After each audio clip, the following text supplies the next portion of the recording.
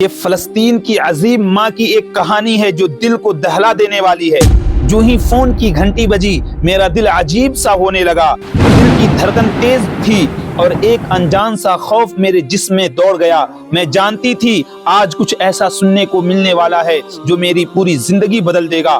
Phone کی دوسری طرف ایک کانپتی ہوئی آواز آئی، آپ کے بیٹے کے ساتھ حادثہ ہو گیا ہے، وہ اسپتال میں ہے۔ اس لمحے لگا جیسے آسمان میرے سر پر آ گرا ہو، میرے قدموں کے نیچے کی زمین لرزنے لگی، آنکھوں کے آگے اندھیرا چھا گیا۔ میں نے چلنے کی کوشش کی مگر پاؤں سن ہو چکے تھے، دل میں صرف ایک ہی صدا گونج رہی تھی، میرا بیٹا میرا بیٹا۔ بڑی مشکل سے خود کو سنبھالا اور دوڑتی لڑکھڑاتی چیختی ہوئی ہسپتال کی طرف نکلی۔ راستے میں ہر قدم پر دل کہہ رہا تھا، اللہ کرے کچھ غلط ہو، اللہ کرے یہ خواب ہو۔ مگر اسپتال کے دروازے پر پہنچ کر جب میں نے نرسوں کے چہرے پر وہ خاموشی دیکھی تو میں سمجھ گئی اب کیا ہو گیا۔ وہاں کیا دیکھتی ہوں کہ میرا بیٹا ایمرجنسی روم میں ہے، اس کا چہرہ خون سے لت پت اور اس کے ارد گرد ڈاکٹروں اور نرسوں کا بھیڑ لگا ہوا ہے۔ میں تو بے ہوش ہو کر گر پڑی۔ جب ہوش آیا تو میں ایک بینچ پر ایمرجنسی روم پر لیٹی ہوئی تھی۔ بڑی مشکل سے خود کو سنبھالا اور جہاں میرا بیٹا تھا وہاں چلی گئی مگر وہاں وہ موجود نہ تھا۔ مجھے بتایا گیا کہ اسے آپریشن تھیٹر میں لے گئے ہیں۔ میں سیدھا وہاں چلی گئی اور دروازے کے باہر کھڑی ہو گئی۔ یہ 1 گھنٹہ میری زندگی کا سب سے لمبا گھنٹہ تھا۔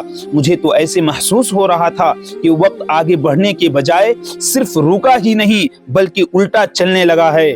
تبھی تو اتنی دیر سے وقت گزر نہیں رہا۔ آخرکار میرے بچے کو وہاں سے نکالا گیا مگر اب انتہائی نگہداشت کے وارڈ میں منتقل کر دیا گیا تھا اور وہاں بھی میں دروازے کے باہر چمٹ کر بیٹھ گئی۔ اب ہر نکلنے والے ڈاکٹر سے حال پوچھنے لگی۔ ڈاکٹروں نے بتایا جب تک اس بچے کی حالت خطرے سے باہر نہیں ہو جاتی یہ یہی رہے گا۔ اور پھر میرا بیٹا 2 دن اسی انتہائی نگہداشت کے یونٹ میں رہنے کے بعد ایک اسپیشل کمرے میں منتقل کر دیا گیا۔ اس دوران 2 دن تک میں دروازے کے باہر اپنے حال سے بے خبر چمٹی رہی۔ البتہ اسپیشل روم میں مجھے میرے بیٹے کے پاس رہنے کی اجازت مل گئی اور میں اب اپنے بیٹے سے چمٹ گئی تھی۔ ہر وقت اس کا ہاتھ اپنے ہاتھوں میں اٹھا کر محسوس کر رہی تھی۔ جو ہی ڈاکٹر اور نرسیں کمرے سے نکل جاتی میں چھلانگ لگا کر اپنے بیٹے کے بیڈ پر چڑھ کر اس کا سر اپنے گود میں اٹھا لیتی۔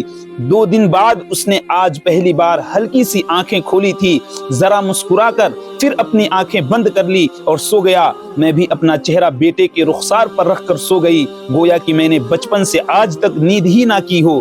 وہ تو مجھے ڈانٹ کر نرس نے جگایا تو میری آنکھ کھل گئی اور وہ نرس مجھے اپنے بیٹے کو اس جگہ سے ہٹانے پر تنبیہ کر رہی تھی اور اس نے کہا کہ اس طرح تو اپنے بیٹے کو تو ختم کر دے گی، مار ڈالے گی۔ لیکن میں نے اس کی بات کا کوئی اثر نہ لیا۔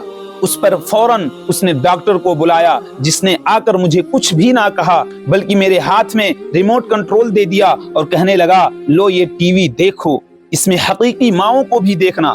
مجھے تو بالکل سمجھ میں نہ آئی کہ ڈاکٹر مجھے کیا کہنا چاہتا ہے۔ البتہ میں نے ریموٹ کنٹرول تھام لیا اور ٹی وی آن کر دیا۔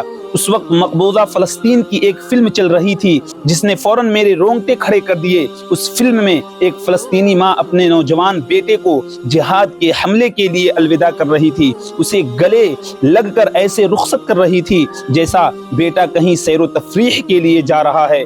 خدا کی قسم وہ ماں نہ رو رہی تھی، نہ چیخ رہی تھی، نہ شور کر رہی تھی، نہ ہی آنسو بہا رہی تھی بلکہ اسے دعائیں دے کر رخصت کر رہی تھی اور کہہ رہی تھی، نعم لقد ضحیت یا ابنی من اجل ارضنا۔ اپنی مادر وطن کے لیے عظیم قربانی دینے والی ماں تجھے مبارک ہو۔ قربانی کسی معمولی چیز کی نہیں بلکہ روح کی، جان کی، زندگی کی قربانی کس قدر عظیم قربانی، اور یہ ماں کس قدر عظیم ماں ہے جو اتنی عظیم قربانی دینے جا رہی تھی۔ ہائے میرے خدا، میں کس قدر ایک کم ظرف کم حوصلہ عورت ہوں۔ میں تو اس عورت کی جوتی کے خاک کو بھی نہیں پہنچ سکتی جو اپنے بیٹے کو ایک معمولی حادثہ پیش آنے پر اس قدر حواس باختہ ہو چکی ہے۔ اب غیر شعوری طور پر میں نے بیٹے کو اپنے گود سے اتار دیا اور اس کے رونے کے باوجود میں اس کے پاس سے اٹھ کھڑی ہوئی اور اسے ایک بہادرانہ نظر سے دیکھنے لگی، کہنے لگی، میرے بیٹے تو ایک مرد ہے اور مرد کو درد کو برداشت کرنا چاہیے، کیا تو ایسا نہیں کرے گا؟ میرے بیٹے کو میرے سے ایسے لہجے میں ایسے رویے کی بالکل امید نہیں تھی، مگر اس نے اس بات میں جواب دیا کہ میں بہادر آدمی کی طرح یہ تکلیف برداشت کر لوں گا۔ اور اب میں خود کو اس بے بس ماں سے مختلف نظر آنے لگی جو ابھی تھوڑی دیر پہلے اپنے بیمار بیٹے کو گود میں اٹھائے ہوئے بیٹھی تھی۔